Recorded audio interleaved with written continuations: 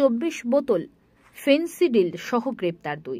ঘটনাটি নদিয়ার কৃষ্ণগঞ্জের বানপুর মাটিয়ারি সীমান্তে বিএসএফ এর 32 নম্বর ব্যাটালিয়নের বড় সাফল্য। বিএসএফ সূত্রে জানা গেছে, রাতে কুয়াশার মধ্যে সীমান্তের তারকাটার বেড়া থেকে ফেন্সিডিল ছেড়ার সময় গ্রেপ্তার করা হয় ইয়ামিন মালিতা ও জাহির মালিককে। দুজনেই কৃষ্ণগঞ্জের মাটিয়ারি বাগানপাড়ার বাসিন্দা। দুই যুবক বাংলাদেশে পাচার করার উদ্দেশ্যে ফেন্সিডিল নিয়ে যায় সীমান্তে।